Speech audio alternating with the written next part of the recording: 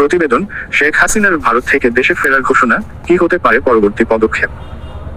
সাবেক প্রধানমন্ত্রী শেখ হাসিনা, যারা ছাত্র আন্দোলনের উত্তাল সময়ে বাংলাদেশ থেকে ভারতে পালিয়ে গিয়েছিলেন, এখন দেশে ফিরে আসার ইচ্ছা প্রকাশ করেছেন।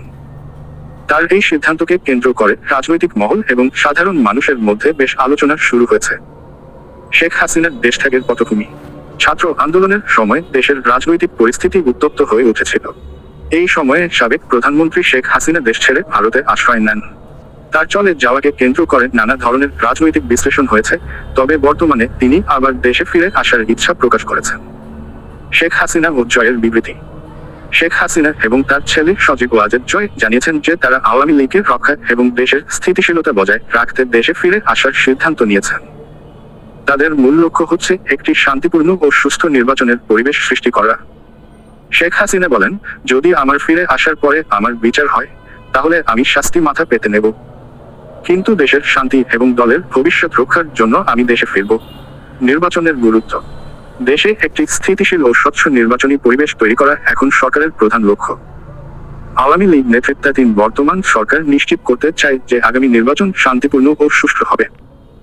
শেখ হাসিনা মনে করেন, তার দেশে ফেরাটা এই প্রক্রিয়ায় সহায়ক হবে এবং দেশে স্থিতিশীলতা ফিরিয়ে আনতে সাহায্য করবে। জনগণের প্রতিক্রিয়া: শেখ হাসিনার এই সাহসী সিদ্ধান্তকে নিয়ে দেশের নানা স্তরে মতামত প্রকাশিত হচ্ছে। কেউ মনে করছেন এটি দেশের জন্য ইতিবাচক হবে, আবার কেউ কেউ আশঙ্কা করছেন যে তার দেশে ফেরার পর রাজনৈতিক উত্তেজনা আরও বৃদ্ধি পেতে পারে। তবে সবারই আশা, নির্বাচন প্রক্রিয়া যেন শান্তিপূর্ণভাবে সম্পন্ন হয়। ভবিষ্যৎ পদক্ষেপ: শেখ হাসিনার দেশে ফেরার পর যদি তার বিরুদ্ধে কোনো আইনি প্রক্রিয়া শুরু হয়, তবে তিনি তা গ্রহণ করবেন বলে জানিয়েছেন। তার এই বক্তব্য দেশের রাজনীতিতে একটি নতুন মাত্রা যোগ করেছে।